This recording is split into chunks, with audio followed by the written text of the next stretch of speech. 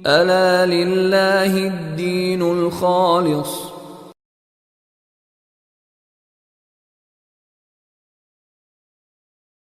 ونصلی علی رسولہ الکریم اما بعد فاعوذ باللہ من الشیطان الرجیم بسم اللہ الرحمن الرحیم۔ تفہیم القرآن کا ہم مقدمہ پڑھ رہے ہیں اور اس کا صفحہ 24 ہے۔ اس سے پہلے ہم نے مکی صورتوں کا پس منظر پڑھا کہ مکے کے اندر ہوا کیا۔ مکے کا حال جو ہے اور اس وقت جو مسلم دنیا کا حال ہے، یہ دو الگ الگ نہیں، ایک سے ہی حال ہے۔ جو آج کل ہو رہا ہے یہی مکے میں اس وقت ہو رہا تھا، یہی کچھ، یہی جاہلیت تھی۔ اسی طرح ہی چند لوگ تھے جو اسلام کے بارے میں سوچتے تھے، فکر مند تھے، کڑتے تھے اندر ہی اندر، اور باقی معاشرہ سارا جاہل تھا، اور جاہلیت وہاں پر عام تھی۔ اور اس بد تہذیب کے ساتھ نبی کریم صلی اللہ علیہ وسلم کو ٹکرانا پڑا۔ وہ تصادم ہوا کہ ہم ایک بری تہذیب کو ختم کر کے ایک صالح تہذیب جو ہے اس کو جنم دیں گے۔ صالح تہذیب کوئی آسان کام نہیں ہے، دنیا کا مشکل ترین کام ہے صالح تہذیب۔ صالح تہذیب کا کمال یہ ہوتا ہے کہ وہ آدمی کو نیکی کرنے پر مجبور کر دیتا ہے، مجبور کر دیتا ہے، آمادہ نہیں، مجبور کر دیتا ہے۔ یعنی اس آدمی کو زبردستی نیکی کرنی پڑتی ہے۔ اس حد تک وہ معاشرہ نیک ہو جاتا ہے کہ وہاں گناہ گار کو گناہ کرنے کا موقع ہی نہیں ملتا۔ وہ تلاش میں رہتا ہے کہ میں کسی طریقے سے گناہ کر لوں اور اس سے گناہ نہیں ہو سکتا، بڑا مشکل ہو جاتا ہے اس کے لیے نا۔ تو آپ دیکھتے ہیں کہ مکے کی تہذیب کے، مدینہ کی تہذیب کے اندر دیکھ لیں آپ کہ صالح تہذیب جب برپا کی تو حضور نے کیا ہو گیا، اور مکے کی تہذیب جو ہے وہ تو آپ سب کے سامنے میں بیان کر رہا ہوں۔ تو یہ ایک بڑا عجیب سا معاملہ تھا۔ نبی کریم صلی اللہ علیہ وآلہ وسلم نے اس تہذیب سے جب آپ ٹکرائے ہیں تو بد تہذیب تھی، اور اس بد تہذیب نے مسلمانوں کو جو اذیتیں دیں، اسلام کے لیے جو رکاوٹیں پیدا کیں، جو مشکلات کھڑی کیں، جو دکھ اور مصائب اور آلام پیدا کیے، وہ اللہ کی پناہ۔ تاریخ میں بہت تشدد ہوا ہے اگر پڑھا جائے، اور اللہ کے رسول نے وہ تشدد بیان بھی کیا ایک جگہ پر۔ کبھی موقع ہے میں آپ کو بتاؤں گا کہ نبی صلی اللہ علیہ وسلم نے کیا تشدد بیان کیا، کہ نبیوں کو اور ان کے ماننے والوں کو کیا اذیتیں دی گئیں، یہ آپ میں تصور نہیں کر سکتے ہیں۔ تو اس میں یہ بات جو ہے کہ صالح تہذیب اور بد تہذیب، اس وقت ہم جس تہذیب میں جی رہے ہیں یہ بد تہذیب ہے، غیر صالح تہذیب ہے۔ اس سویلائزیشن کے اندر، اس کلچر کے اندر، تہذیب اور ثقافت، اس کلچر کے اندر ایک آدمی کا گناہ کرنا آسان بھی ہے، اور یہ تہذیب آدمی کو گناہ کرنے پر مجبور بھی کرتی ہے۔ یعنی یہ آدمی نہیں بھی گناہ کرنا چاہتا تو گناہ کرنے پر مجبور کرتی۔ مثلا آپ ایک بس میں بیٹھے ہیں اور عام یہ آپ کو دیکھتے ہیں کہ آپ کوچ میں بیٹھ جاتے ہیں، آپ نہیں چاہتے فلم دیکھنا لیکن آپ کو دکھائی جاتی ہے۔ اچھا اور دیکھیں، ہمیں کہتے ہیں کہ آپ تشدد سے کام لیتے ہیں، آپ متشدد لوگ ہیں، فنڈامنٹلسٹ ہیں۔ میں کہتا ہوں جتنا تم ظالم و تشدد سے کام لے رہے ہو، اللہ کی پناہ، آپ پر میسیج امپوز کیے جاتے ہیں، آپ میسیج پڑھنا نہیں چاہتے، موبائل پر آپ کے میسیج آتے ہیں، آپ کسی کو روک نہیں سکتے، وہ آپ کو غلط میسیج بھیج دے، آپ کو کھول کے پڑھ کے چاہے ڈیلیٹ کر دے، لیکن آپ کو پڑھنا پڑتا ہے۔ ایم ایم ایس کر دے، آپ کو دیکھنا پڑتا ہے، بری تصویر، بری چیز وہ آپ کو ایم ایم ایس کر دے۔ فیس بک پہ وہ زبردستی آپ کو لا کر بٹھاتے ہیں، آپ کو لت لگاتے ہیں، آپ اتنی دیر تک سوسائٹی میں ان ہی تصور نہیں کیے جاتے جب تک کہ آپ ان کے رنگ میں نہ رنگے جائیں۔ وہ ایک فیشن شو منعقد کرتے ہیں، اور آپ کو اس فیشن شو کے اندر جا کر کے اس فیشن شو کا حصہ بننا پڑتا ہے یا نہیں بننا پڑتا، تو وہ دنیا میں ایسا ٹرینڈ پھیلا دیتے ہیں کہ آپ کو ویسی جینز لینی پڑتی ہے، ویسی شرٹ خریدنی پڑتی ہے، ویسی ٹائی لگانی پڑتی ہے، ویسے شوز آپ کو لینے پڑتے ہیں، اور آپ کسی زمانے میں اپنے جو دامن آپ کا تھا اور یہ چیزیں تھی یہ اونچی ہوتی تھی آپ کی گھٹنوں سے اوپر، انہوں نے تہذیب برپا کی، وہ نیچے کر دی، آپ نے بھی نیچے کر لی، اب وہ پھر برپا کر دے تو پھر اوپر آ جائے گی۔ اچھا، انہوں نے جو آج کل پینٹ، لوز پینٹ انہوں نے سٹارٹ کیا، اور اس لوز پینٹ کا اس قسم کا بنایا کہ وہ آپ کے پشت سے بھی نیچے چلی جاتی ہے، اور جو ہے اس کی آپ کی شرٹ ہے وہ آپ کی اوپر اٹھی ہوئی ہوتی ہے۔ ایسا یعنی وہ کرتے ہی ایسا ہے کہ آپ خود بخود اس میں انوالو ہو جاتے ہیں۔ اگر آپ نہیں ہوئے تو لوگ آپ کو کہیں گے کہ آپ تو بڑے اولڈ فیشنیبل، آپ تو بالکل نہیں، آپ ان نہیں ہو سکتے، ٹریڈیشنز کے ساتھ نہیں آپ چل سکتے۔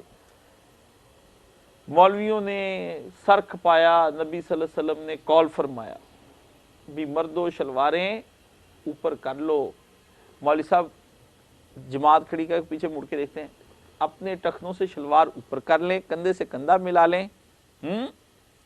یہ آپ کو 5 نمازوں کے اندر کہنا پڑتا ہے، حرم کے اندر بھی وہ امام کا صفو، حرم کا امام مرکز میں بھی چیخ رہا ہے، 5 وقت چیختا ہے صفو، خدا کا واسطہ صفیں درست کر لو، اللہ تم پہ رحم فرمائے۔ لیکن انہوں نے کیا کیا؟ انہوں نے یہ کیا کہ انہوں نے کسی کو حکم نہیں دیا، انہوں نے مرد چھوڑ لڑکیوں کے کپری کروا دیے، لڑکیاں ٹخنوں تک شلواریں لے آئیں، ایسا فیشن ان کرایا۔ ماں باپ کہتے رہ گئے بیٹیوں کو، بھائی واز کرتے رہ گئے، مولویوں کی واز دھرے کے دھرے رہ گئے، اور انہوں نے ایسا ٹرینڈ چلایا، 2 اداکاروں کو پہنایا، اس کے بعد خود بخود پہن لیے سب نے۔ کیسی بات ہے؟ جس تہذیب کو وہ چاہیں ان کر دیں، جس فیشن کو چاہیں آؤٹ کر دیں، کمال نہیں؟ یہ ہوتی ہے تبلیغ، یہ تبلیغ ہے۔ تبلیغ یہ نہیں کہ بسترے اٹھاؤ اور ہاتھ میں لوٹے پکڑ لو، اور یہ تہذیب ہم برپا کرنے کے لیے جا رہے ہیں۔ گھر کے اندر برپا نہیں ہو رہی، باہر برپا کرنی ہے۔ مقابلہ نہ کر پا رہے، حوصلے ٹوٹے ہوئے ہیں، بے چینی ہے اپنے اندر، اور ان کے ساتھ لڑ نہیں پا رہے ہیں، تو کیسے وہ اس تہذیب کا مقابلہ کریں گے؟ اتنی مضبوط تہذیب ہے، اس کو کہتے ہیں کسی پر امپوز کرنا، یعنی اس پر زبردستی طریقے سے بار ڈال دینا، بار ڈال دینا، اس کے اوپر وزن ڈال دینا کہ وہ بوجھ اٹھائے، اگر نہیں بھی اٹھانا جائے پھر بھی اٹھائے۔ یہ طریقہ کار جو ہے اس کو ہر طریقے سے آدمی کو آپ دیکھیں کہ وہ کس طرح سے پن پوائنٹ کرتے ہیں، اور پھر اس کے ذریعے سے کس طرح کرتے ہیں، اور پھر انہوں نے اس کے لیے پہلے ان چیزوں کو ایجاد کیا آپ تک یہ بات پہنچانے کے لیے، یا آپ کے دماغوں کے اندر اترنے کے لیے، دل میں جگہ حاصل کرنے کے لیے۔ پہلے انہوں نے ان چیزوں کو ایجاد کیا کہ جن چیزوں کے ذریعے سے آپ تک وہ اپروچ حاصل کر سکے۔ موبائل ایجاد کیا، فیس بک ایجاد کیا، انٹرنیٹ، ٹی وی ایجاد کیا، انہوں نے ریڈیو ایجاد کیا، اور ایجاد بھی اس بنیاد پر کیا کہ اس میں بتایا کہ اس میں آپ کے فائدے ہیں، یہ نہیں کہا کہ اس میں آپ کا کوئی نقصان ہے۔ پہلے ابتدائی طور پر آپ کو ملکی خبریں دینی شروع کی، پھر دیتے دیتے دیتے آج ملکی خبروں کے ساتھ غیر ملکی بھی آئیں، پھر کہا کہ ونٹر کلیکشنز کی آج کیٹ واک کی گئی فرانس کے اندر، اور اس کے چند مناظر ہم آپ کو دکھاتے ہیں۔ اس مناظر کے اندر پھر آپ کو فحاشی دکھائی، بدکاری دکھائی، وہ چند ہیں مختلف چینلز پر آ کر کے وہ آپ کو دکھایا، اور آپ نے دیکھا خبروں کے نام پر فحاشی دیکھی آپ نے۔ یہ ہوتا ہے اپنی تبلیغ کا انداز، جب حملہ آور ہوتی ہے جاہلیت، اور جاہلیت جو ہے اس کی خوبی یہ ہے کہ یہ پھیلانی نہیں زیادہ پڑتی، یہ خود بخود پھیل چل جاتی ہے۔ نیکی کا مسئلہ یہ ہے کہ نیکی پھیلانی پڑتی ہے، اور ہم دیندار لوگ جتنے ہیں ہم سو رہے ہیں، ہمیں کوئی فرصت نہیں ہے، ہمیں کیوں؟ ہم ساتھ ساتھ پوری جاہلیت کرتے ہیں، پوری جاہلیت، اس کے ساتھ ساتھ پھر ہم نیکی کرنا چاہتے ہیں۔ ہماری شادیاں، ہمارے مرگیں، دونوں کے اندر یہی چیزیں ہیں کہ ہم ساتھ ساتھ وہ بھی رکھنا چاہتے ہیں۔ کہتے مطلب ایک جگہ پر ایک انہوں نے کہا میں تو آپ کے آپ سے کہا تھا میرے بچے کو دیندار بنا دیں، لیکن یہ تو نہیں میں نے کہا تھا کہ اتنا بنا دیں۔ دیکھیں ہم سے کیا شکوہ ہوا ہے کہ ہم نے تو کہا تھا کہ دیندار بنا دیں، لیکن یہ نہیں آپ سے کہا تھا کہ اتنا بنا دیں۔ اب وہ کہتا ہے کہ شادیوں پہ بھی ٹھیک نہیں، رسومات ہو رہی، میں اپنی شادی پہ نہیں کروں گا۔ آپ دیکھیں نا، دنیا بھی رکھنی پڑتی ہے، دین بھی رکھنا پڑتا ہے، تو آپ کیا کر رہے ہیں؟ آپ دیکھیں نا، پلیز کائنڈلی آپ بچے کو سمجھائیں۔ میں نے کہا آپ ابو امی کیوں نہیں سمجھتے؟ بچے کو تو میں سمجھاؤں گا، آپ بھی تو کچھ تھوڑا سمجھے نا۔ یہ ہوتا ہے تبلیغ کا انداز۔ اب دیکھیں کہ اس بدی کے مقابلے میں، بد تہذیب کے مقابلے میں، اس برے کلچر اور سویلائزیشن کے مقابلے میں نبی صلی اللہ علیہ وسلم نے کیا حکمت عملی اختیار کی ہوگی۔ آپ یہ دیکھیں، پیغمبر ہے اور حکمت دانائی اس پیغمبر کے اندر ہے، سراپا حکمت ہے۔ یتلو علیہم آیاتہم ویزکیہم ویعلمہم الکتاب والحکمہ، قرآن کہتا ہے۔ ابراہیم علیہ السلام نے دعا ہی ایسی مانگی بیٹے کے لیے نسل سے کہ وہ تو کمال دعا، میں اگر آپ کو پڑھ کے سناؤں، وہ اپنی اولادوں کے لیے مانگا کریں، ٹھیک ہے۔ تو ایسی پیغمبر نے کیا اسٹریٹجی اپنائی ہوگی کہ جس کے مقابلے میں وہ سب لوگ نبی صلی اللہ علیہ وسلم پر ظلم و ستم کرنے پر آمادہ ہو گئے، اور انہوں نے انسانیت چھوڑ، اپنا خاندان قبیلہ کسی شے کو لحاظ میں نہیں لے کر آئے، اور انہوں نے نبی صلی اللہ علیہ وسلم پر آپ کے صحابہ پر پل پڑے۔ یہ کیا انہوں نے ایسا کیا ہوگا رسول اللہ نے، اور ادھر سے نبی صلی اللہ علیہ وسلم کا کیا ری ایکشن تھا، یہ بھی دیکھنا ہے، یہ چیز دیکھنی۔ تو یہ بد تہذیبی کے مقابلے میں صالح تہذیب قائم کرنا کوئی آسان کام نہیں ہے۔ آج جو ہم پڑھیں گے، یہ 24 ہم نے پچھلا جو پڑھا تھا، اس ہر مرحلے کے اندر دعوت وسیع ہوتی کی مولانا نے اس میں لکھا ہے، تو اس کے مقابلے میں کیا کیا۔ اچھا ایک اور بات ہے، یہ ایسے ہی نہیں ہو گئی۔ مثلا حضرت ابوبکر صدیق کی فیکٹری چل رہی تھی اور اسلام پھیل رہا تھا، بلال حبشی جاب جاری رکھے ہوئے تھے اور اسلام پھیل رہا تھا، حضرت علی رضی اللہ تعالیٰ عنہ یونیورسٹی جاتے تھے اور اسلام پھیل رہا تھا، ہے جی، اور حضرت عمر کی دکان کھلی ہوئی تھی اور اسلام پھیل رہا تھا، اور حضرت عثمان رضی اللہ تعالیٰ عنہ کی کھیتی باڑی چل رہی تھی اور اسلام پھیل رہا تھا، اور سارے اپنی اپنی جابز کر رہے تھے، اسلام پھیل رہا تھا۔ ایسا کچھ نہیں تھا۔ پھر ہو گئے سارے یکسو، چھوڑ چھاڑ کے بیٹھ گئے کہ اب کاٹیں گے شیب ابی طالب بھی، بھوک بھی، مارے بھی کھائیں گے، اس بات کو پہنچا کے رہیں گے۔ تو جب تک مسلمانوں کے اندر ایسا گروہ نہ پیدا ہو جائے جو اپنے مستقبل، دنیاوی مستقبل کو داؤ پر نہ لگا دے، یہ میرا چیلنج ہے کہ اسلام پھیل نہیں سکے گا، اس کی نشاط ثانیہ نہیں ہو سکے گی۔ جو مرضی کر لے آپ، یہ ہو ہی نہیں سکتا۔ کیا صحابہ کہف کا ہے معاملہ؟ 7 تھے، تو 7 کیا بچے تھے؟ جوان قرآن نے ذکر کیا اور فرمایا کہ وہ عام نہیں تھے، بادشاہ نے وقت کے امراء و وزراء کی اولادیں تھیں، 7 8 6 5 جتنے بھی تھے، قرآن کریم بتاتا ہے۔ چند جوان تھے اور وہ بڑے امراء تھے، بڑے دولت مند تھے، لگ گئے، بیٹھ گئے، فقر کاٹا، اور فقر میں ہی وہ دنیا سے چلے گئے۔ یہ نہیں ہو سکتا کہ آپ ایک نسل فقر کاٹے اور اگلی دفعہ وہ اسلام آ جائے ان کی زندگی میں، یہ بڑا مشکل کام ہے۔ وہ تو نبی کریم صلی اللہ علیہ وسلم کو تو نصرت آئی، اور صحاب تن من دھن سے لگ گئے، اور صحاب کی چیخیں نکل گئیں، اور رسول اللہ صلی اللہ علیہ وسلم کے پاس آ گئے۔ پیغمبر صلی اللہ علیہ وسلم کے رنگ متغیر ہو گیا، جلال میں آ گئے، نبی صلی اللہ علیہ وسلم خانہ کعبہ کے ساتھ ٹیک لگائے۔ میں نے وہ جگہ دیکھی جہاں حضور ٹیک لگا کے بیٹھے تھے۔ تو بیت اللہ شریف اب تو حرم کے اندر ایک خانہ کعبہ ہی رہ گیا ہے، یا مقام ابراہیم ہے جو پورے کا پورا جو ہے، وہاں پر میں دیکھتا تلاش کرتا تو حضور ادھر ٹیک لگا کے، میں ادھر دیکھا، میں سوچ میں پڑ گیا، میں کہا یہیں ٹیک لگائی ہوئی تھی حضور نے، یہیں وہ آیا تھا، اور یہیں اس آدمی نے آ کے سوال کیا، اور یہیں اللہ کے رسول جو اس طرح ٹیک لگا کے بیٹھے تھے، اور اس طرح حضور نے ٹیک چھوڑ دی اور رنگ مبارک متغیر ہو گیا۔ آپ نے فرمایا تم کیا سمجھتے ہو، یہ جو اذیتیں تمہیں ہو رہی، تم بہت بڑی قربانی دے رہے ہو۔ ذرا آج ان قربانیوں کا ہم سوچیں تو جان نکل جاتی ہے۔ اب حضور اس کو کیا فرما رہے ہیں کہ تم کیا سمجھتے ہو کہ یہ جو قربانیاں دے رہے ہو بہت بڑی قربانیاں، تم سے پہلے لوگ تو آرا رکھ کر چیر دیے گئے ہیں، میخیں ان کے جسموں پہ گاڑ دی گئی، دیوار کے اندر میخیں، پورا جسم، ایک میخ نہیں چھوٹی سی 3 انچ کی نہیں، ادھر سے گاڑی پورا سینہ، یہ سر میخوں سے گاڑ دیا گیا۔ اور اللہ کے رسول نے فرمایا ان کی چمڑیاں اس طرح کر کے جیسے بکرے کی کھال اترتی ایسے اتاری گئی، ایک ایک کر کے۔ یہ ہمارے ہندوستان میں بھی ہوا ہے،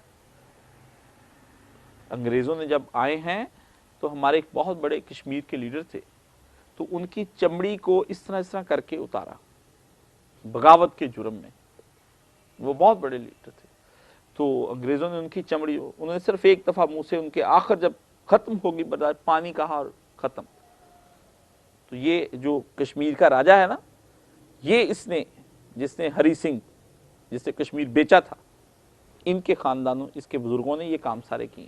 گلاب سنگھ، اس نے اپنی لکھی ہسٹری، اس میں خود لکھا کہ وہ ٹیررسٹ تھا اور پھر میں نے اس کو یوں کر کے، اس طرح کر کے، یہ کہ ہمیں کہتے ہیں، اب ذبح ہوتے ہیں تو ہمیں کہتے ہیں تم لوگ ہمیں ذبح کرتے ہو، تو وہ مسلمان نہیں ہیں جو ذبح کرنے والے ہیں، لیکن انہوں نے جو ظلم ڈھائے ہیں وہ خدا کی پناہ۔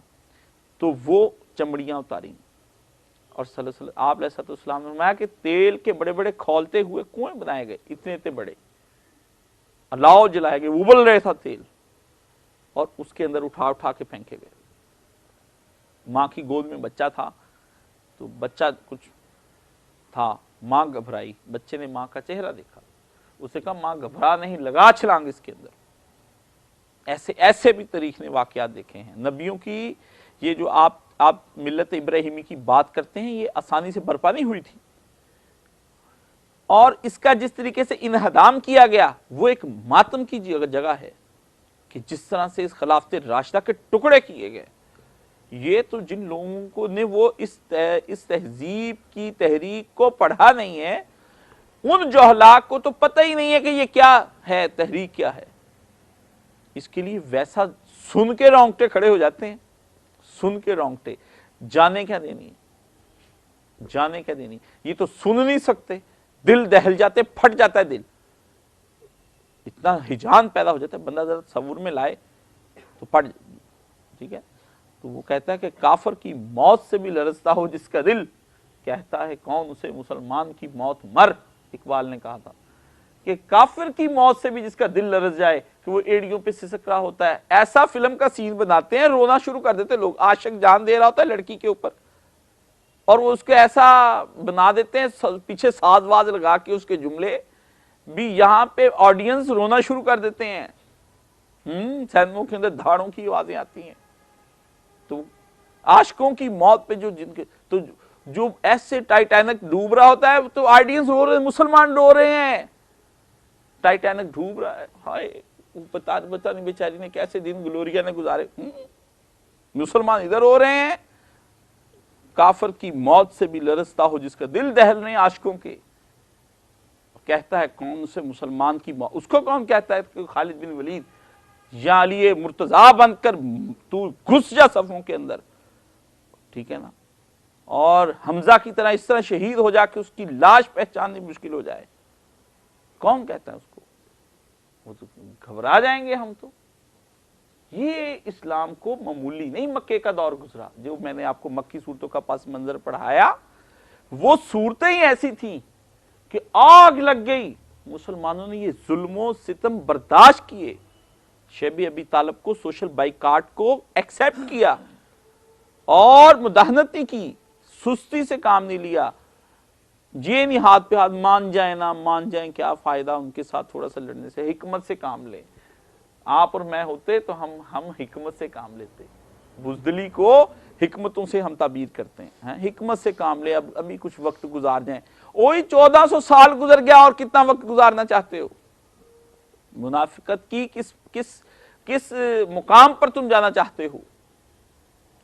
تو ہم تو اپنی ایک وقت کی روٹی نہیں چھوڑ کر آ سکتے، ہاں جی، ہم نے تو شادیاں پہ جانا ہے، سالگرہ پہ بھی جانا ہے، مہندیوں پہ بھی جانا ہے، مائیوں پہ بھی جانا ہے، ہاں جی، تو جو رسومات ہے، اور پھر ابھی تھوڑے دن کے بعد جشن عید میلاد النبی بھی منانا ہے۔ حضور ہر سال نبی صلی اللہ علیہ وسلم پیدا ہو رہے ہیں، اور ہر سال رسول اللہ صلی اللہ علیہ وسلم فوت ہو رہے ہیں، सुबहान अल्लाह, साल भर का नहीं होने देते। क्या करते ये लोग। हाँ जी, आज ही वो मैं पढ़ा देख रहा था एक हवाला बिफतावा रिजविया में, एक जगह पर लिखा कि 8 को हजूर पैदा हुए और 12 को हजूर फौत हो गए। उसकी काल्बन को 26वीं जिल्द थी उसके अंदर। तो ये सूरत हाल हमारी जब चल निकले तो फिर हम क्या बातें करें। मुसलमानों के पास तो अब यौम विलादत रह गया है या यौम शहादत रह गया है, और कोई मुसलमानों के पास टाइम ही नहीं है। या 25 दिसंबर है या 11 सितंबर है या 9 नवंबर है या 21 अप्रैल है, और कुछ नहीं रह गया।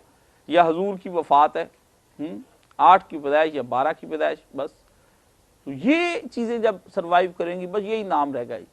तो जब नाम ही रह गया है तो फिर किस तरह से हम सरवाइव करेंगे, कैसे हम चलेंगे, कैसे हम बढ़ेंगे। हमारे पास तो टाइम ही नहीं है। तो ये चीजें कुछ सोचने की हैं कि मक्की सूरतें मामूली चीज नहीं है भाई। आपके जहन में होगा कि मक्की सूरतें कोई सूरत हाल रखती होंगी, मक्की सूरतें कुछ नहीं।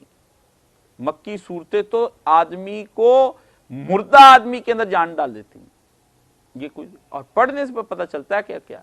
अब चूंकि पढ़ते नहीं है, इसलिए कई लोग हमसे सवाल करते हैं कि अल्लाह गफूर रहीम। मैंने कहा मैं कौन सा इनकार कर रहा हूं इस अल्लाह गफूर रहीम का। लेकिन वो अल्लाह मियाँ जो मुझे इस सूरतों के आखिर में 30वें पारी में नजर आता है, उसकी गफूर रहीम का ज़ुंतिकाम और अजीज नजर आ रहा है, कादरे मुतलिक नजर आ रहा है। कायनात को ऊपर नीचे से हटाकर इस तरह तबाह करके बर्बाद, उसको बंदे नहीं नजर आते कि मेरे बंदे उस क़यामत के नज़दीक कितने होंगे जो सारे मारे जाएंगे। तो हुजूर ने फरमाया इस तरह तो हो रहा होगा कि सौदा जो है वो खरीद लिया होगा, पैसे दे रहा होगा, दूसरा पकड़ रहा होगा, जानवर को पानी पिलाने के लिए ला रहा होगा, जानवर पी रहा होगा, वो आगे रख रहा होगा, आदमी खाना स्टार्ट कर रहा होगा, लुकमा मुंह तक जा रहा होगा। यानी ये सारे प्रोसीजर चल रहे होंगे, नॉर्मल लाइफ गुजर रही होगी लोगों की, जब क़यामत बर्पा हो जाएगी, जब क़यामत बर्पा हो जाएगी। और वो क्यों कहा कि अचानक आएगी पकड़, इज़ा वाक़अतुल वाक़िया, कुरान में तक फिर हो गया वो वाक़िया जिसका इंतजार था। ये फिर ये सूरह वाक़िया पढ़े ना, वो एक साहब मुझे पूछते हैं जी वो आप सूरह वाक़िया रात को पढ़े तो फाका नहीं होता। मैंने कहा फाका हो ना हो, बंदे को अफाका जरूर हो जाता है गुनाहों से। मुझे नहीं फाके का पता, क्यों, हदीस ही सही, तो आप उसका फाका हो ना हो, अफाका पूरा होता है अगर पढ़ ले, उसको अपने दिल में जमा ले। तो अजीजों, मक्के की सूरतों को पढ़ते वक्त आपके जहन में होना चाहिए कि मैं कुर्बानियों के लिए तैयार हूं या नहीं। अगर नहीं तो फिर आपका पढ़ना कोई पढ़ना माने नहीं रखता, कोई फायदा नहीं उसका है। आज हम पढ़ेंगे मदनी सूरतों का पस मंजर। क्या मक्के में इस तहरीक को अपना काम करते हुए 13 साल गुजर चुके थे कि यकायक मदीने में उसको कैसा मरकज बहम पहुंच गया जहां उसके लिए मुमकिन हो गया कि अरब के तमाम हिस्सों से अपने पैरों को समेट कर एक जगह अपनी ताकत मुज्तमे कर ले। अल्लाह ने अनायत की, मक्के का तो दिल ना खुला, मदीने का जो दिल है वो खुल गया। और थोड़े से लोगों ने, और उनको हुजूर ने कोई इतनी लंबी चौड़ी तबलीग भी नहीं की। वो आए हज पे, हुजूर सल्लल्लाहु अलैहि वसल्लम तबलीग फरमाया करते थे। हज को तो हज और तबलीग का जो है ये भी कभी याद करवाएं ज़िंदगी में मुझे, हज के दिनों में या इससे पहले, कि हज का भी तबलीग के साथ में ताल्लुक आपको बयान करूँ कि क्या होता है उसके अंदर ना, कैसे नेगोशिएशन की जाती। तो उधर आप अलैहिस्सलाम से उन्होंने बायत की और उन्होंने कहा अल्लाह के रसूल छोड़िए, ये इतना अच्छा शहर आप इसमें क्या कर रहे हैं, आपको जहां, उनको तो पता ही नहीं आप क्या हैं, चलिए हमारे साथ। वो हुजूर को ले गए। ये बाज़-औक़ात किसी आलिम के साथ भी हो जाता है कि उसको, लोगों को उसकी कदर नहीं होती। वो ऐसा होता है बंदा, वो कहता है छोड़े जी मौलवी साहब आपने सारी ज़िंदगी इस गांव के अंदर लगा दी, इनको तो कोई अकल नहीं आई, आप हमारे साथ चले, हम आपको जो है ना वहाँ पर बैठाएंगे और इंशाअल्लाह। तो ये कोई ऐसी हिजरत अगर कोई आलिम कर देता है इस तरह से, तो उसके लिए कोई गलत बात नहीं है। देखना चाहिए कि कहाँ मुझे फिजिबल है तो वहाँ चले जाना चाहिए। तो कहा कि अल्लाह के रसूल वहाँ चले गए और आपने फिर पूरे अरब में मुनादी करा दी कि पहुँचो, उस मरकज पर पहुँचो जिस मरकज में हम बैठे हैं। तो फिर आए लोग वहाँ पर। चुनाचे नबी करीम सल्लल्लाहु अलैहि वसल्लम और बेशतर मुत्तबईन इस्लाम हिजरत करके मदीने पहुँच गए। दास्तान हिजरत भी अल्लाह पनाह दे। बड़ा मुश्किल है भाई। आज ही मैं आप सबसे कहूँ ना कि यहीं से हम अफगानिस्तान चले जाएंगे, घर नहीं जाना किसी ने। तो आधे कहेंगे भी काश साहब का दिमाग ख़राब हो चुका है, ठीक है ना, इनको क्या पता कितने मसाइल हैं जी, इनका तो ना कोई काम है, ना कोई गल, ना कोई बात, इनको क्या पता कि दीन क्या होता है। भला ऐसे भी हुजूर ने किया है जी, जनाब हुजूर ने ऐसे ही किया। निकलो अल्लाह की राह में, चलो हम चलते हैं यहाँ से।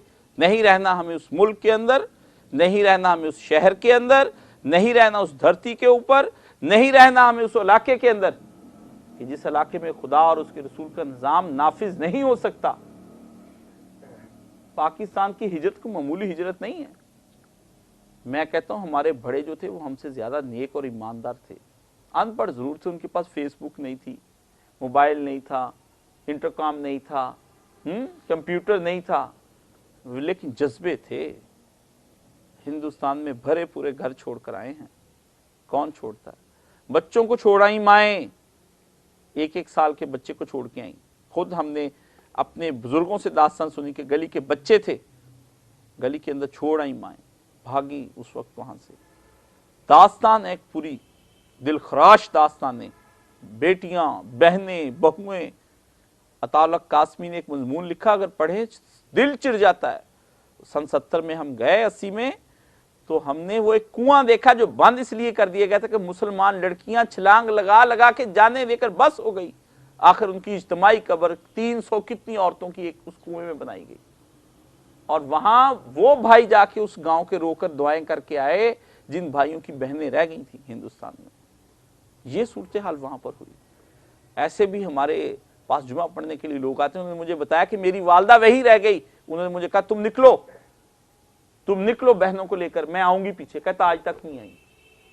मेरा एक दोस्त था, उसके वालिद इसी बिना पर आखिरी वक्त में रोते रोते मर गए कि मेरे वालिद साहब माजूर थे। उन्होंने कहा बहनों और माँ को लेकर चले जाओ, इज्जतें महफूज करो, मैं माजूर हूं, मुझे कहां तक उठाए फिरोगे। कहता मैं अपने वालिद को बहुत चाह साथ चले, लेकिन वो नहीं चले। तो अब्बा जी ने कहा यही छोड़ जाओ मुझे हिजरत के रास्ते में। हिजरत के रास्ते में बाप को छोड़ आया। कहता पता नहीं कि अब्बा जी के साथ क्या बनी। तो हिजरत के बारे में आप पूछते हैं ये लोग कि नबी ने हिजरत कैसे की होगी। हजूर की बेटियां रह गई थी वहां पर मक्का के अंदर। ज़ैनब सबसे बड़ी थी, छोड़ आए हजूर ज़ैनब को। ज़ैनब बाद में आई हैं। ज़ैनब के शौहर कैदी होकर आए हैं, ठीक है, बदर में। और नबी सल्लल्लाहु अलैहि वसल्लम ने, उन्होंने अपने शौहर के फिदिये में अपना हार बेचा, नबी सल्लल्लाहु अलैहि वसल्लम के पास भेज दिया कि आप ये पैसे ले लें। बाप को हार, नबी है, सोचें जरा, नबी के पास नबी की बेटी का हार आता है।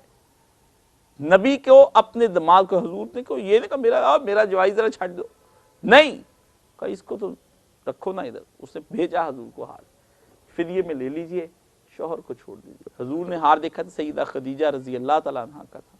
पैगंबर की चीखें निकल गई देख करके, हाय उसका हार आया जिसने अपना सब कुछ इस्लाम के लिए लुटाया, आज उसका हार आया। तो ऐसे नबी को अल्लाह ने कहा तू नबी तू सामने होगा, बेटी तेरी होगी, अब तुझसे प्यार करने वाला होगा, हार भी तेरे पास आएगा, बीवी तेरी का तूने जहेज में दिया था, आज फिदिया बंद। कहां जहेज दे रहा है, कहां नबी का इजमाइश नहीं कि आज फिदिये में हार आ रहे हैं। और पैगंबर का दिल उस वक्त सोचिए कि इंसानियत के आला तरीन मुकाम पर, नरम तरीन मुकाम पर पैगंबर खड़े हैं कि जिसकी रऊफुर रहीम कुरान ने कसमें खाई हैं कि वो तो पैगंबर है। अल्लाह ने कहा छोड़ो, रऊफुर रहीम, मेरी सिफत है रऊफ और रहीम, नरमी की। उस दर्जे पे खड़ा पैगंबर, हार उसकी, ये आजमाइशें अल्लाह ले लेता है, ठीक है ना। ये कितनी बड़ी आजमाइशें हैं। इसलिए मक्का कोई मामूली, मदीना भी फिर पैगंबर के लिए कोई छोटी जगह नहीं, जहां पैगंबर पहुंच गए। फरमाया इसी तरह ये दावत तीसरे मरहले में दाखिल हुई। इस मरहले में हालात का नक्शा बिल्कुल बदल गया। उम्मत मुस्लिमा एक बाकायदा रियासत की बिना डालने में कामयाब हो गई। पुरानी जाहलियत के अलम बरदारों से मुसल्ला मुकाबला शुरू हुआ। जीने नहीं दिया, उन्होंने कहा आ रहे हैं, इधर कायम कर लिया, इधर भी मरकज को ना छोड़ेंगे। पिछले अंबिया की उम्मतों यानी यहूदो नसारा से भी साबिका पेश आया। وہ بھی اپنے غرور میں کہ ہم تھے، یہ کہاں سے آ گئے، خدا کے لاڈلے، نحن ابناء اللہ، ہم بیٹے ہیں اللہ کے، وہ بھی آ گئے دھڑکے میں۔ خود امت مسلمہ کے اندر اندرونی نظام میں مختلف قسم کے منافق بھی گھس آئے اور ان سے بھی نمٹنا پڑا۔ ہائے پیغمبر کو کیسا سابقہ پڑا ہے، اپنے بھی اور پرائے بھی دونوں ناخوش ہیں، ٹھیک ہے نا۔ اور میں زہر ہلا حل کو پھر کہہ نہ سکا کن، پیغمبر نے کہا اپنے بھی خفا مجھ سے، بیگانے بھی نہ خوش کہ میں زہر ہلا ہل کو کبھی کہہ نہ سکا کند، اقبال نے کہا اپنے بھی ناراض پرائے بھی ناراض۔ کیوں؟ وہ مجھے کہتے تھے کہ یہ جو زہر مار دینے والا ہے اس کو تو برفی کی ڈلی کہہ دے، میٹھا کہہ دے، شہد کہہ دے اس کو۔ تو میں نے کہا میں کیسے زہر کو زہر نہ کہوں، ٹھیک ہے نا، یہ تو زہر ہے، پئیں گے تو مر جائیں گے۔ یہ آزمائش پیغمبر کی ہوئی ہے، اور 10 سال کی شدید کشمکش سے گزر کر آخر کار یہ تحریک کامیابی کی اس منزل پر پہنچی کہ سارا عرب اس کے زیر نگین ہو گیا، اور عالمگیر دعوت و اصلاح کے دروازے اس کے سامنے کھل گئے۔ اس مرحلے کی بھی مختلف منزلیں تھیں، ہر منزل میں اس تحریک کی مختلف مخصوص ضرورتیں تھیں۔ ان ضرورتوں کے مطابق اللہ کی طرف سے ایسی تقریر نبی صلی اللہ علیہ وسلم پر نازل ہوئی جن کا انداز کبھی آتشی خطابت کا تھا، زوراور۔ اللہ نے کہا یہ منافقین کیوں نہیں بندے کے پتر بنتے، ان سے کہہ دو خدا لڑے گا، جبریل لڑے گا، محمد لڑے گا ان کے ساتھ، اور مومنین کی ایک جماعت ان کے مقابلے میں آ جائے گی۔ اس طرح کی باتیں، بڑے سخت لفظ آئے ہیں۔ کبھی شاہانہ فرامین و احکام، کبھی اللہ کی اپنی جلالت دکھاتا تھا، تلک حدود اللہ، یہ اللہ کی حدیں ہیں، نافذ کر پیغمبر ان کو، ہاتھ کاٹ، زانیوں کو سنسار کر، یہ کر پیغمبر۔ آپ کے ملک میں کریں پھانسی کی سزائیں، شکر بان کی منہ آ جاتا ہے روتا ہوا، نہ کرو نہ کرو، ہم نہیں پالے تھے تم نہ کرو۔ ایسی سزاؤں کے فلسفے بدبخت نکالتے ہیں، دوسرا آدمی تو خام خواہ ان کی طرف کھینچا چلا جائے کہ یار بات تو بڑی پتے کی ہے، انصاف تو یہی ہونا چاہیے تھا۔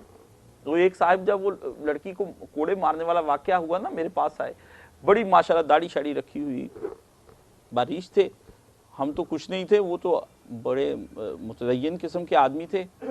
تو وہ بیٹھے تھے، انہوں نے کہا جی یہ کاشف صاحب یہ تو بالکل غیر انصاف ہے کہ ایک عورت کو مجمع میں لا کر اس طرح سے۔ میں نے کہا آپ کسی تحریک سے وابستہ لگتے ہیں، میں تحریک سے وابستہ، میرا باپ تحریک سے وابستہ، ہم برسوں سے تحریک اسلام سے وابستہ، عورت کو یوں مجمع میں لا کر نہیں مارنا چاہیے، یہ توہین ہے عورت کی۔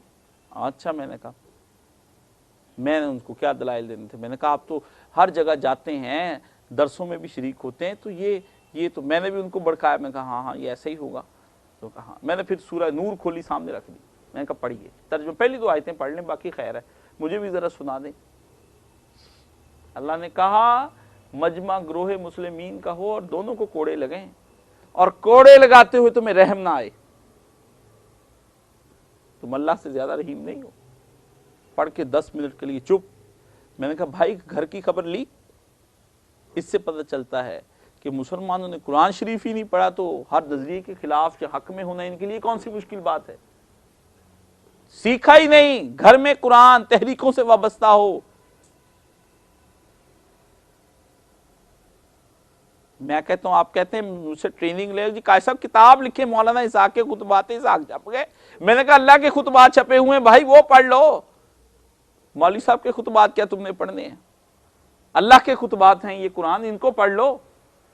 ہم کہ وہ ٹائپ کریں، وہ تو سنا گئے تب نہیں تم نے عمل کیا، اب خطبات پڑھ کر تم نے کیا کرنا ہے؟ جو تیر اس وقت مارنا تھا اب مار لو، ہمیں پتا ہے کیا مارو گے۔ لیکن یہ جو اللہ خطاب فرما رہا ہے، اپنی انسانوں سے کلام فرما رہا ہے، جو تمہارے گھروں میں بند پڑا ہے اور پورا قرآن نہیں پڑھا، عمریں گزر گئیں، 60 سال کے ہو گئے ہو، 70 80 90 سال کے، میں فلاں عہدے سے ریٹائر، میں فلاں عہدے سے ریٹائر، میں نے فلاں جگہ سے MBA کیا تھا، 48 میں نے کیا تھا، میں 81 میں کر کے آیا تھا، میں 71 میں نے کیا، اس زمانے میں میری یہ ایجوکیشن تھی۔ میں اس زمانے کو کیا، اس سے پہلے زمانے کی بھی اگر آپ نے حاصل کی ہوتی، آپ تو وہی ہیں جہاں تھے وہیں کے رہیں گے۔ یہ ہوتا ہے یہ خدا کے خطاب اور فرامین شاہانہ فرامین جو ہے یہ کہیں اللہ اپنی جلالت بھی دکھاتا ہے. یہ نہیں اللہ رحیم بھی ہے، میں نہیں کہتا کہ نہیں ہے، لیکن اس کے لیے جو بندے کا پتر بننا چاہے، جس کا دماغ ہی ٹیڑھا ہو، جو خود متکبر اس کے مقابلے میں تکبر کرے، اس کے لیے رحیم ہو سکتا ہے؟ اس کی تو طبیعت صاف کر دے گا، اے پدری ہو جاتی طبیعت. پنے خان بنتے ہو ہمارے سامنے. کبھی معلمانہ درس و تعلیم کا، کبھی استاد کی طرح، اور کبھی مصلحانہ افہام و تفہیم کا ہوتا تھا کہ یوں نہیں معاملہ، یوں ہے. ایک ساتھ مجھے کہا کہ آپ جمعہ پڑھاتے ہیں، ذرا اس میں آپ سپیڈ اور یہ سب چیز. میں نے کہا بھائی میں گھر سے یاد کر کے آتا ہوں یا میرا کوئی ٹیپ ریکارڈر ہے کہ میں بٹن دباتا ہوں چل پڑتی ہے اور ٹیپ کو تیزی سے آپ ذرا ہلکی کر لیں؟ ایسا جمعہ جو آپ نے سلو پڑھنا ہے اس کے لیے اور بڑے مقام ہیں، وہاں تشریف لے جائیں. میری سپیڈ نہ کم کریں، اپنی تیز کریں، ٹھیک ہے نا؟ مجھے کہہ رہے ہیں جو تیزی سے بھاگا جا رہا ہے گول اچیو کرے، اس کا ذرا آہستہ چلو، مجھ سے نہیں چلا جا رہا. بھئی اس کو تو جانے دو جو جا رہا ہے. اور کہتے ہیں کہ ان میں بتایا گیا کہ جماعت اور ریاست اور مدنیت صالحہ کی تعمیر کس طرح کی جائے، زندگی کے مختلف شعبوں کو کن اصول و ضوابط پر قائم کیا جائے. مدنیت صالحہ، صالح تہذیب،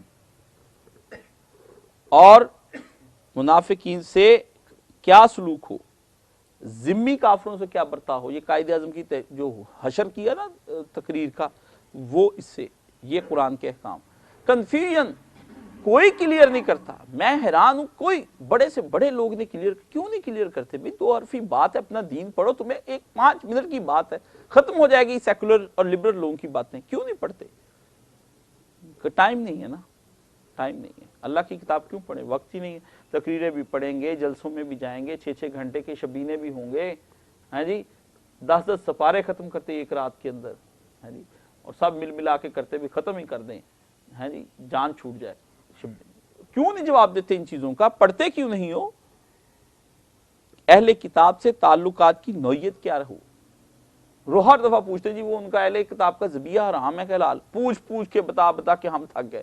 100 سال سے یہ ذبیحے کا مسئلہ نہیں حل ہو رہا. بھی نہ کھاؤ گوشت مر جاؤ گے، ہندو نہیں کھاتے تو کیا مر گئے؟ رہنا بھی کافروں کے ملک میں، مرضی بھی اپنی کرنی نہیں، ایسا تو نہیں چلے گا. یا دارالسلام میں آؤ، حلال کھانا ہے تو، حرام کے لیے تو ادھر گئے ہو تم، پیسے اکٹھے کرنے کے لیے، دنیا کے لیے گئے ہو. کب دین کے لیے گئے ہو؟ یورپ کا ویزا لگ جائے، وہاں چلے جائیں، نصیب سنور جائیں گے. ہاں بھائی نصیب سنوریں گے نہیں، بگڑیں گے. یہ تو جنت کا ویزا لگواؤ گے تو نصیب سنوریں گے. یورپ کیا ہے؟ جہنم کی طرف کا ایک دروازہ ہے، اللہ تعالیٰ نے رکھ دیا ہے مغرب میں کہ ادھر کا ایک دروازہ جاتا ہے، اس میں چلے جاؤ سارے، ادھر سے ڈائریکٹ ہی پہنچ جاؤ گے، کچھ ٹائم نہیں لگے گا تم کو، ٹھیک ہے نا؟ ہاں. برسر جنگ دشمنوں، یعنی جو سامنے آیا دشمن، اس کے ساتھ کیا برتاؤ ہونا چاہیے. اور یہ ایک اور لفظ، معاہد قوموں کے ساتھ کیا طرز عمل اختیار کیا. یہ پاکستانی حکومت کو عقل کرنی چاہیے. کشمیر کا جہاد شروع کر رکھا ہے. معاہد جن کے ساتھ آپ کا معاہدہ ہوا، چھوٹا سا بھی ہوا ہو، سمجھوتا ایکسپریسو فرض کرے آپ چلا رہے ہیں، ان کے ساتھ پیغمبر کیا فرماتے ہیں کہ کیا کرنا چاہیے. قرآن نے باقاعدہ سورہ انفال توبہ کے اندر باتیں ہوئی، بحثیں ہوئی. ان کے معاہدے ان کے منہ پر دے مارو، پھر ان سے جنگ کا اعلان کر دو، پھر ان کو ٹائم دو، پھر وہ لڑنے کے لیے پھر تم وقت دے کر پھر ان پر حملہ آور ہو، تم پر حملہ آور ہو جائیں. پھر دیکھو خدا کی مرضی، ڈول کس طرف رہتا ہے، اس طرف رہتا ہے یا اس طرف رہتا ہے. آپ ادھر سے پاک و فاج کے معاہدے ہو رہے ہیں، ادھر سے آلو آ رہے ہیں، ادھر سے ٹماٹر جا رہے ہیں، ہاں جی، ادھر سے کالی مرچ آ رہی ہے، یہاں سے نمک جا رہا ہے، ادھر سے دار اندازی ہو رہی ہے، ہاں جی، کیا ہو رہا ہے؟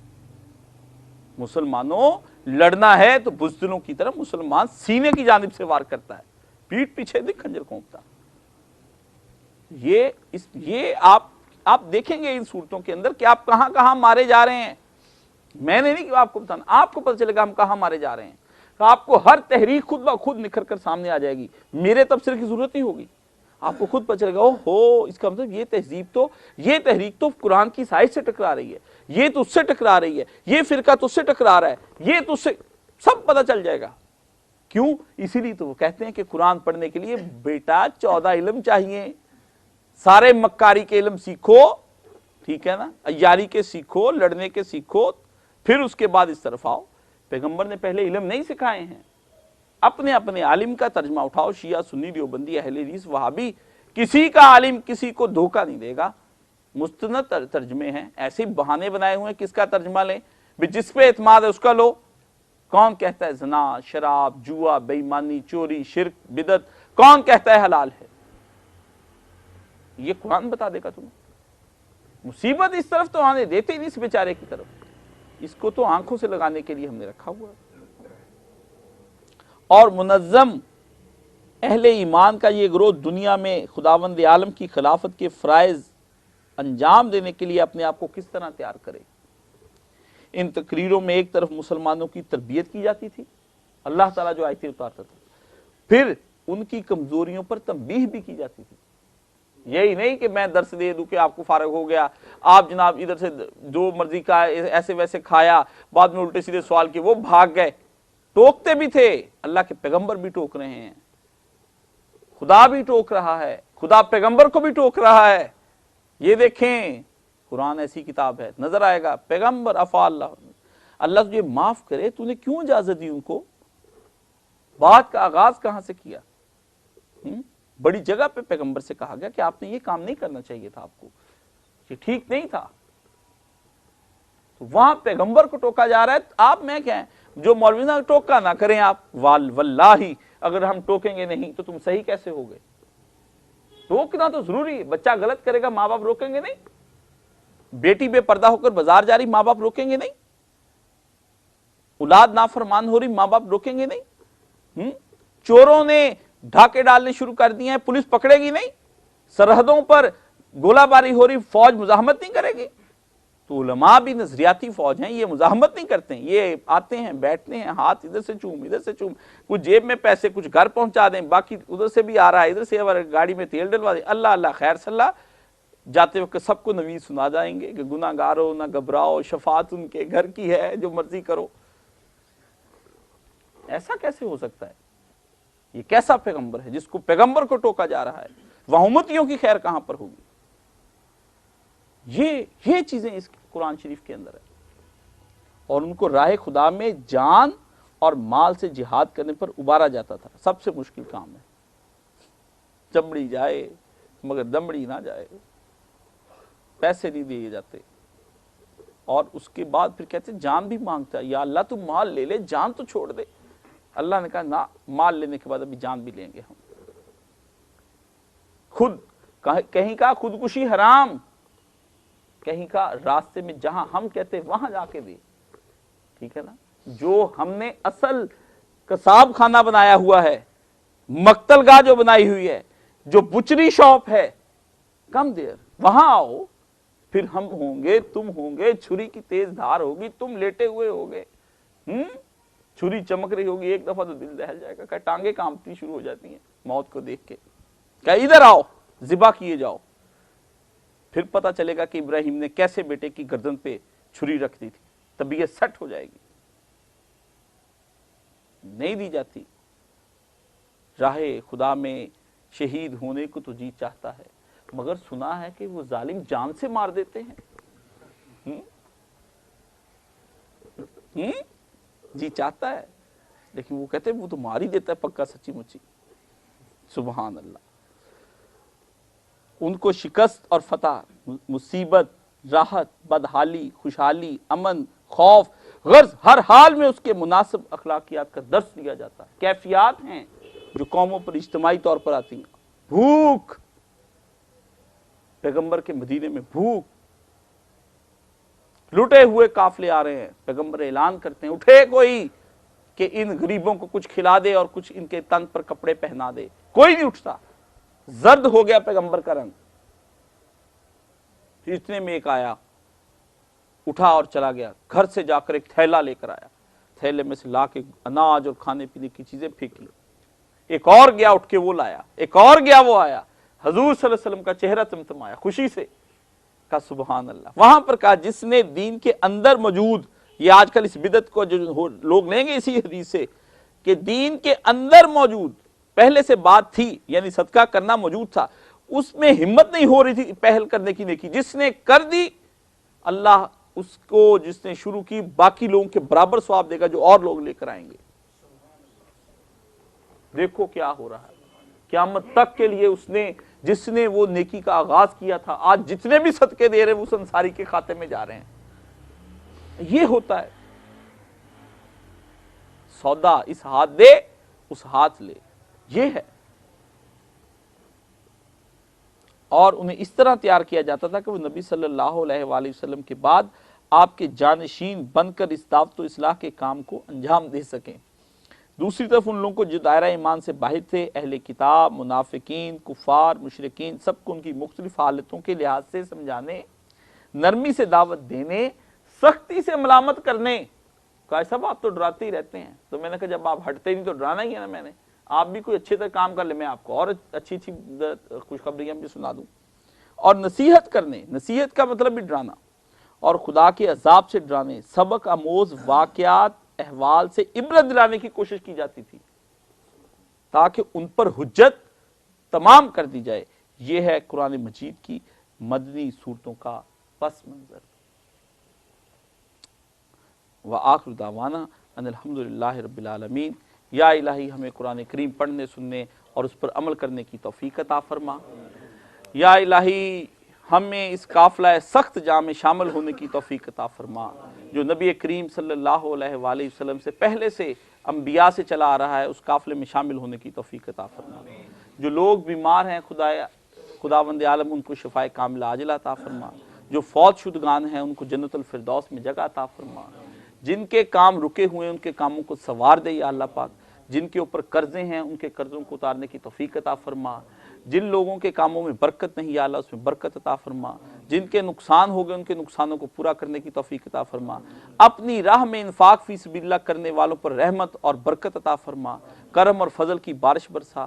جو لوگ طالبان علم ہیں اور یہاں پر تیرے قرآن کو سیکھنے آتے ہیں، ان کے دلوں کو قرآن کے لیے کھول دے یا الہی۔ ان کو اپنے نبی کی اس حدیث کے مطابق جس میں آپ نے فرمایا کہ تم میں سے بہترین وہ ہے جو قرآن سیکھے اور سکھائے، ان کو ان میں شامل فرما لے اور ان پر اپنی رحمتیں اور برکتیں نازل فرما۔ یا الہی وہ دعائیں جو ہم بھول گئے ہیں اور ہماری ضرورتیں ہیں ان کو پورا فرما۔ ہم سے جو گناہ ہو چکے ہیں یا الہی، وہ کبیرہ ہیں، صغیرہ ہیں، کسی قسم کے ہیں، چھپے ہیں، ظاہری ہیں، اعلانیہ ہیں، وہ ہیں جن کو ہم جانتے، تو جانتا ہے زیادہ، ہم نہیں سمجھتے ہیں ان کو کچھ۔ یا الہی ان تمام گناہوں کو معاف فرما۔ ہمیں نبی کریم صلی اللہ علیہ وسلم کے سچے پکے امتی بننے کی توفیق عطا فرما۔ زندگی کو ہمیں سنت کے مطابق ادا کرنے کی توفیق عطا فرما۔ اور یا الہی ہمارا عقیدہ خالصاً توحید کا عقیدہ ہو، اسی پر جان دینے کی توفیق عطا فرما۔ آخری وقت میں کلمہ طیبہ کا ورد لازمی یا اللہ ہم سب کی زبان پہ جاری فرما، اور ہم کو بغیر حساب کتاب کے جنت الفردوس میں داخلہ نصیب فرما۔ وصلی اللہ تعالی علی خیر خلقہ محمد وآلہ وصحابہ اجمعین برحمتک یا ارحم الراحمین۔